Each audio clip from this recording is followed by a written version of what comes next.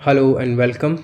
Today we will discuss about green hydrogen और green ammonia policy of Government of India. तो आइए start करते हैं। देखिए, सबसे पहले तो हमें ये देखना होगा कि भारत सरकार ग्रीन हाइड्रोजन या ग्रीन अमोनिया के ऊपर इतना ज़्यादा फोकस क्यों कर रही है। क्योंकि हाइड्रोजन का इस्तेमाल आजकल बढ़ रहा है, टेक्नोलॉजी नई नई सामने आ रही है। आपने अभी रिसेंटली देखा होगा कि Gadkari ji hydrogen powered car को लेके पार्लियामेंट में पहुंचे। Apart from fuel, green hydrogen का इस्तेमाल होता है अमोनिया के प्रोडक्शन में, जो कि काम आता है फर्टिलाइज़र के प्रोडक्शन में। अब बात ये आती है कि ये ग्रीन हाइड्रोजन क्या है, ग्रीन अमोनिया क्या है, तो इनको हम डिटेल में देखेंगे। तो आइए स्टार्ट करते हैं डिटेल डिस्कशन। देखिए, सबसे पहला पॉइंट तो ये है कि भारत सरकार काफ़ी ज़्यादा फोकस कर रही है ग्रीन हाइड्रोजन प्रोडक्शन के ऊपर। इसी की एवज में प्रधानमंत्री जी ने लास्ट जो इंडिपेंडेंस स्पीच थी लाल किले से, नेशनल हाइड्रोजन मिशन डिक्लेयर किया था। इसका मेन एम क्या है इस मिशन का?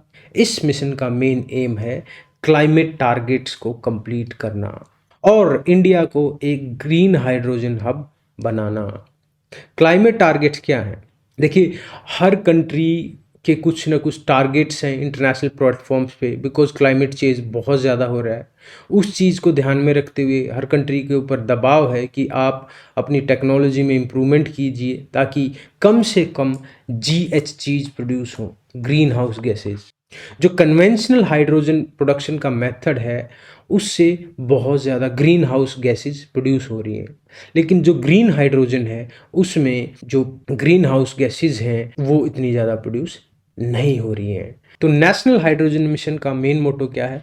क्लाइमेट टारगेट्स, मतलब कम से कम पॉल्यूशन करना, पॉल्यूशन जो टारगेट्स हैं उनको कंप्लीट करना और इंडिया को एक हाइड्रोजन प्रोडक्शन में लीडिंग कंट्री बनाना। और इंडिया एक लीडिंग कंट्री बन सके तो इसी चीज़ को ध्यान में रखते हुए इंडिया ने टारगेट किया है कि वो 2030 तक 5 million ton green hydrogen production start कर देगा। और इस नेशनल हाइड्रोजन मिशन को ही आगे बढ़ाने के लिए ये करंट नोटिफिकेशन लाया गया है by the ministry of power.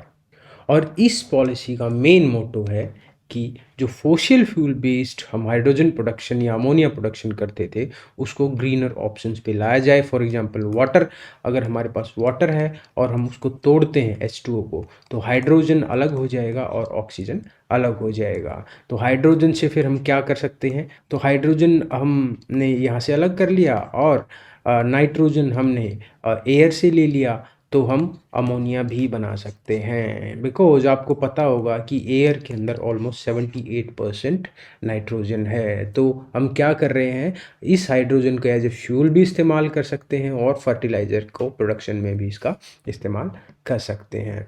तो अभी तक हम बात कर रहे हैं ग्रीन हाइड्रोजन। ग्रीन हाइड्रोजन तो होती क्या है ग्रीन हाइड्रोजन? देखिए, ग्रीन हाइड्रोजन कोई अलग टाइप की हाइड्रोजन नहीं है। हाइड्रोजन हाइड्रोजन होती है H2, लेकिन ये थोड़ी सी अलग है। कैसे अलग है? जब पानी का H2O का हमने इलेक्ट्रोलिसिस किया, इलेक्ट्रोलिसिस के बाद जब पानी को तोड़ा गया हाइड्रोजन और ऑक्सीजन में, तो यहाँ पे जो बिजली इस्तेमाल हो रही है that came from renewable resources.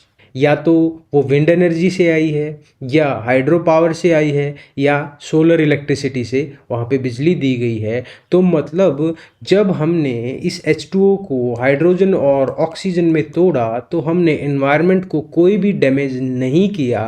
तो इसी वजह से इसको हम ग्रीन हाइड्रोजन बुलाते हैं। तो ये देख सकते हो आप किस तरीके से ग्रीन हाइड्रोजन का प्रोडक्शन किया जाता है। बिजली जो है वो रिन्यूएबल रिसोर्सेज से ली जाती है और उसका इलेक्ट्रोलाइज किया जाता है, H2O को, हाइड्रोजन को और ऑक्सीजन को अलग किया जाता है, फिर इसको स्टोर करके ट्रांसपोर्ट किया जाता है। तो इस तरीके से ग्रीन हाइड्रोजन का प्रोडक्शन किया जाता है। इसी तरीके से इलेक्ट्रोलिसिस करते टाइम अगर बिजली किसी और सोर्स से आई है तो उसी हिसाब से उस हाइड्रोजन का नाम भी बदल दिया जाएगा। तो आइए देखते हैं कितने टाइप की हाइड्रोजन होती हैं अलग अलग। तो सबसे पहले है पिंक हाइड्रोजन। तो जब हाइड्रोजन का प्रोडक्शन किया जाता है H2 का और उसका इलेक्ट्रोलिसिस किया जाता है पानी का, तो उस टाइम पे जब जो इलेक्ट्रोलिसिस के टाइम पे जो बिजली का जो सोर्स है अगर वो न्यूक्लियर एनर्जी से लिया गया है तो हम उसको कहेंगे पिंक हाइड्रोजन।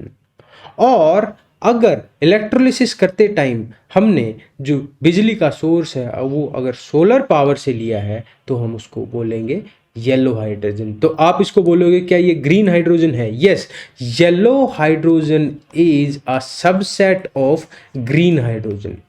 ग्रीन हाइड्रोजन में तो वो आ जाएंगे सारे के सारे, चाहे आपने विंड से प्रोड्यूस किया है उसको, चाहे आपने उसको हाइड्रो इलेक्ट्रिक पावर से प्रोड्यूस किया है, चाहे सोलर से प्रोड्यूस किया है, तो उसमें सारे आ जाएंगे।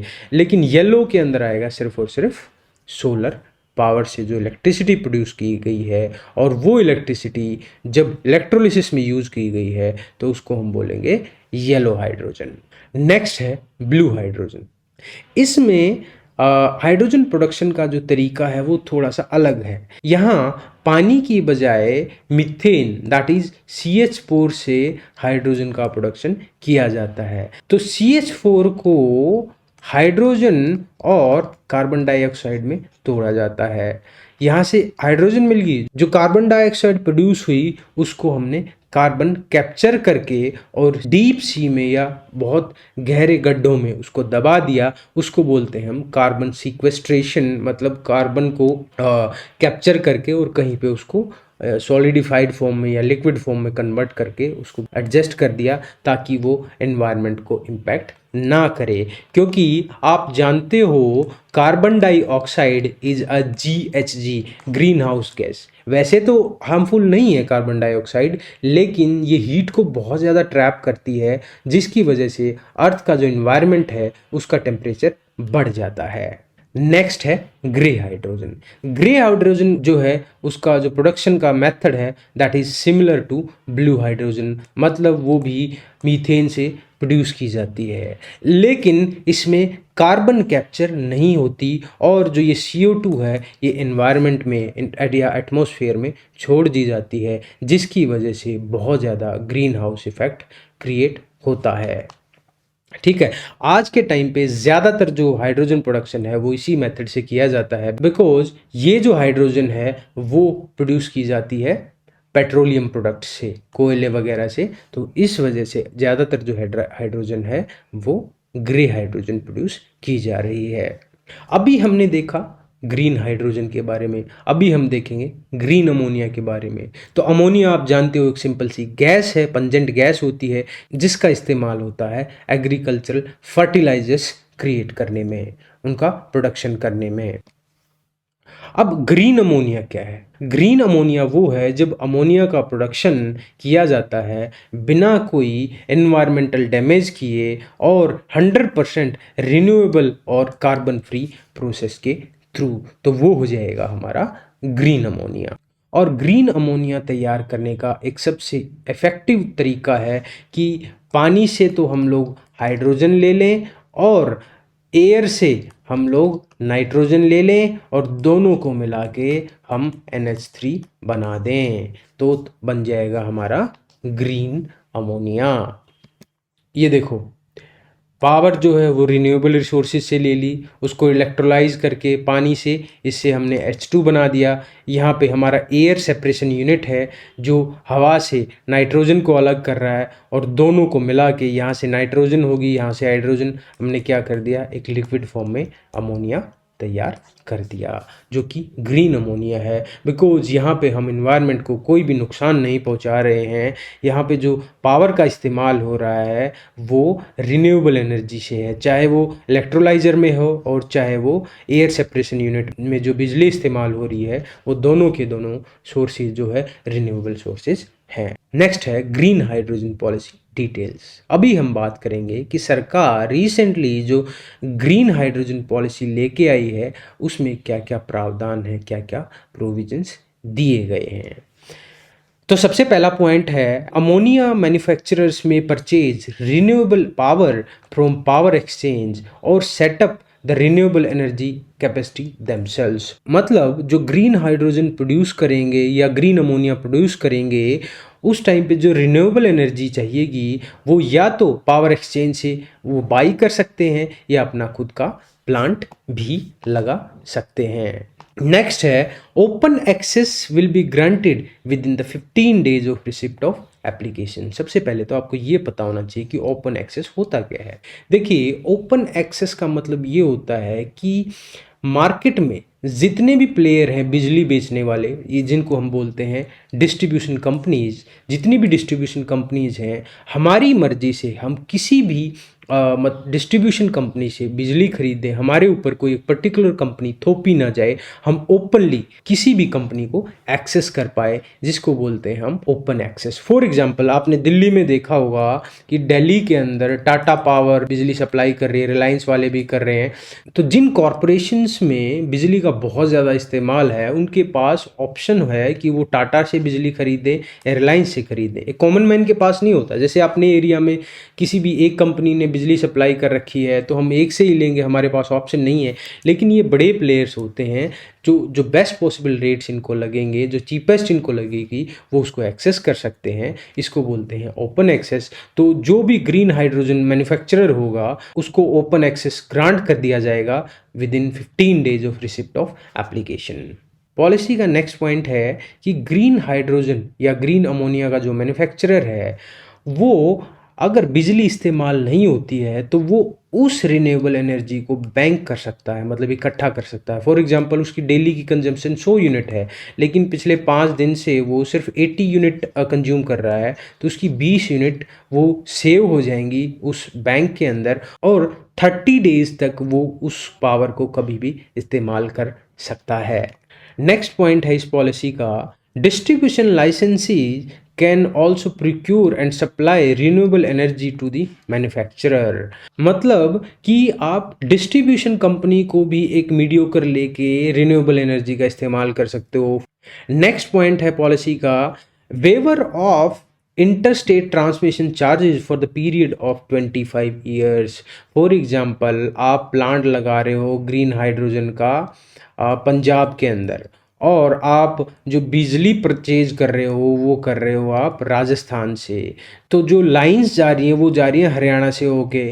तो इस टाइम पे जो बिजली का ट्रांसमिशन हो रहा है वो इंटरस्टेट हो रहा है। तो इंटरस्टेट जब ट्रांसमिशन होगा उस टाइम पे कोई भी सरचार्ज या टैक्सेशन नहीं लगाया जाएगा by the government of India, अगर आप एक ग्रीन हाइड्रोजन या ग्रीन अमोनिया का प्लांट लगा रहे हो तो। नेक्स्ट पॉइंट है, the manufacturer of green hydrogen और ammonia and renewable energy plant shall be given priority based connectivity in the national grid. National grid में उनको प्रायोरिटी दी जाएगी, उस प्रायोरिटी बेसिस पे उसको जल्दी से जल्दी उनके काम होंगे और उनको प्रायोरिटी बेसिस पे ही पावर सप्लाई की जाएगी। नेक्स्ट पॉइंट है, to ensure ease of doing business single portal for carrying out all the activities has been set up. ताकि जल्दी से जल्दी पावर प्लांट सेटअप किए जा सकें, कुछ ज़्यादा अड़चने ना आए, अलग अलग डिपार्टमेंट से परमिशन ना लेनी पड़े, उस चीज़ के लिए एक सिंगल पॉइंट सिंगल पोर्टल बनाया गया है। नेक्स्ट है, manufacturer shall be allowed to set up bunkers near ports for storage of green ammonia for export. देखो, जो लिक्विड हाइड्रोजन है उसको कैरी और स्टोर करना थोड़ा सा डिफिकल्ट होता है, तो इस चीज़ को ध्यान में रखते हुए सरकार ने प्रोविज़न दिया है कि सरकार जो पोर्ट अथॉरिटीज़ हैं वो आपको डेडिकेटेड स्टोरेज स्पेस प्रोवाइड करेगी पोर्ट्स के ऊपर, और वहाँ पे आप उस हाइड्रोजन को स्टोर कर सकते हो और वहाँ से उसको एक्सपोर्ट कर सकते हो। नेक्स्ट है बेनिफिट्स। अब इसका फ़ायदा क्या होगा ग्रीन हाइड्रोजन का? तो ग्रीन हाइड्रोजन के बहुत सारे फ़ायदे हैं। एक तो इसको फ्यूल की तरह इस्तेमाल किया जा सकता है, बहुत ही क्लीन फ्यूल है। जो इसका वेस्ट प्रोडक्ट है वो पानी निकल के आता है। अभी आपने गडकरी जी को देखा होगा, वो हाइड्रोजन फ्यूल बेस्ड कार में पार्लियामेंट पहुंचे थे। तो पहला पॉइंट ये है कि उसको फ्यूल की तरह इस्तेमाल किया जा सकता है, जो कि काफ़ी क्लीन फ्यूल है और इन्वायरमेंट में ना के बराबर डैमेज है।